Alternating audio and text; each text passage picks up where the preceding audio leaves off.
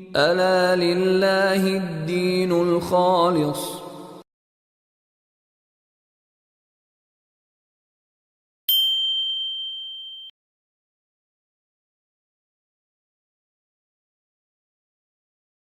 الحمدللہ والصلاة والسلام علی رسولہ الکریم وعلی آلہ واصحابہ اجمعین، اما بعد فاعوذ باللہ من الشیطان الرجیم، بسم اللہ الرحمن الرحیم۔ یوم ہم بارزون لا یخفی علی اللہ منہم شیء لمن الملک اليوم للہ الواحد القہار۔ عزیزان گرامی، آپ سب کو جیسا کہ پتہ ہے کہ موجودہ حالات جو ہیں وہ سارے پوری دنیا کے اندر اس قسم کے ہیں کہ ظاہر الفساد فی البر والبحر بما کسبت ایدیکم، انسانوں کی وجہ سے پورے بحر اور بر خشکی تری میں ہر جگہ فساد پھیل گیا۔ اور میں اپنے جو جمعے کی روٹین ہے اس سے بالکل ہٹ کر یہ جمعہ اس لیے دے رہا ہوں کہ عالم کو چاہیے کہ جب بری طرح کنفیوژن پھیل جائے تو وہ اس کنفیوژن کو ختم کرے۔ افسوس کا مقام اس وقت یہ ہے کہ اس وقت پوری دنیا کے اندر تمام مسالک اپنے اپنے مسلکوں کو اور اپنی اپنی سوچوں کو اسلام کے اوپر مسلط کرنے کی کوشش کر رہے ہیں۔ اور اس وقت پوری دنیا کے اندر آپ دیکھ رہے ہیں کہ ہر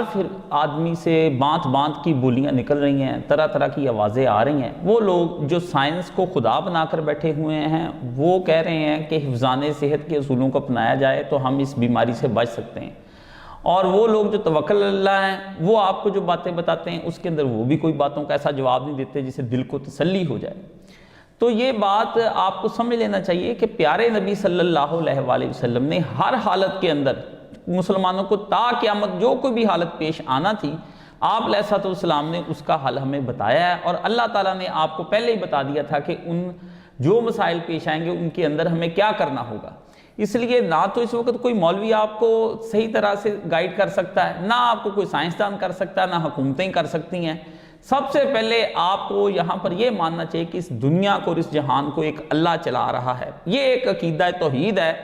جس پر پھر ساری چیزیں خود بخود حل ہوتی چلی جائیں گی۔ اگر آپ اس کو نہیں مانیں گے، جدید دنیا کی اس ٹیکنالوجی اور سائنس کو آپ مانتے پھریں گے، اپنے سر پہ مسلط کر لیں گے اور اسی کو خدا بنا بیٹھیں گے کہ سائنس ہی موت دیتی ہے اور سائنس ہی زندگی بخشتی ہے اور یہی موت اور حیات سب کچھ اس کے ہاتھ میں ہے، تو پھر آپ کافرانہ ایک طرز عمل کے پیچھے پڑ جائیں گے، اس کا نتیجہ کچھ نہیں ہوگا۔ تو یہاں پر میں نے آپ کو یہاں پہ یہ بات بتانا چاہتا ہوں کہ آج آپ دیکھیں کہ کیا کچھ نہیں ہو رہا تھا اس دنیا کے اندر۔ ہر جگہ پر آپ دیکھ رہے تھے کہ جرمٹ کے جرمٹ تھے، اور سارے جرمٹ جتنے بھی تھے اور جتنے بھی مجمع لگتے تھے اور جتنے بھی مجموعے بنتے تھے، جو بھی گروپ ہوتے تھے اور جو اکٹھ ہوتے تھے وہ گناہ کے نام پر اکٹھے ہوتے تھے۔ اب نہ وہ کسینوں آباد رہے ہیں، نہ رنڈی خانے آباد رہے ہیں، نہ وہاں پر کوئی ایسا گناہ کا کام ہو رہا ہے، حتیٰ کہ یہاں تک کہ نیکیوں کے والے کام بھی جہاں پر ہوتے تھے وہ بھی بند ہو گئے، رائے ونڈ کا اجتماع بند ہو گیا، اور اب مسجدیں ویران ہیں اور چیخ چیخ کر مسلمانوں کو کہتی ہیں کہ تم نے کافروں کے رویے کو قبول کر لیا، ان کے علم کو قبول کر لیا، ان کے اوپر جو سائنس کا تسلط تھا اس کو تم نے قبول کر لیا، اب دیکھو تمہاری مسجدیں ویران ہیں۔ اور ان ویران مسجدوں سے اب ان کی چیخوں کی آوازیں نکلتی ہیں جو اور آگے بڑھ کر آپ لوگوں کے گھروں پر مسلط ہو جائیں گی، اور آئندہ آنے والا وقت آپ کو مزید بتائے گا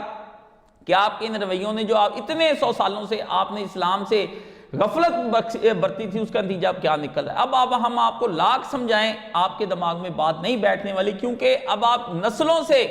نسلوں سے آپ اسلام کے صحیح رویوں سے اور اس کے صحیح نظریوں سے دور ہو چکے ہیں۔ اب آپ کو ہماری باتیں سمجھنا آنا بہت مشکل ہے۔ ہاں، کوئی بندہ ہے جس کی فطرت ابھی مسخ نہیں ہوئی اور وہ اسلام کو قبول کرنا چاہتا ہے اور ایمانداری کے ساتھ قبول کرنا چاہتا ہے، تو اس سلسلے میں آپ کو یہ بات بتا دوں، اب مسجدیں بے آباد ہو گئیں۔ وہ جو لوگ کہتے تھے کہ جی اب نہیں جی شادیاں کس طرح ہوں گی، ہے جی اگر ہم ہوٹل ہمارے کس طرح چلیں گے، اب ہوٹل سارے بند ہیں۔ اب جو کہتے تھے کاروبار زندگی بند نہیں ہو سکتا، اور وہ لوگ جو مجھے مومن تان کے طور پر جب میں سائنس اینڈ ٹیکنالوجی کے خطبے دیتا تھا تو وہ پوچھتے تھے کیا یہ نظام پھر رک سکتا ہے آپ کے کہنے پر؟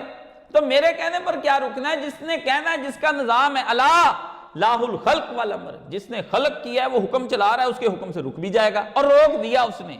اور ایسی چیز کے ساتھ اس نے روکا ہے کہ جو چیز نہ نظر آنے والی ہے، اس نے کہا ہم روک سکتے ہیں اور نہ نظر آنے والی چیزوں کے ذریعے روک سکتے ہیں۔ وہ ہم پر آسمان سے اوپر سے شہابیے برسا سکتا تھا، تارے توڑ کر پھینک سکتا تھا، بڑے کام آسمان سے کر سکتا تھا۔ اس نے کہا نہیں، کوئی ضرورت ہی نہیں، میں نے اتنے اتنے بڑے ہاتھیوں کے لیے چھوٹی چھوٹی کنکریں اگر رکھی ہوئی تھی اور وہ کاسف معقول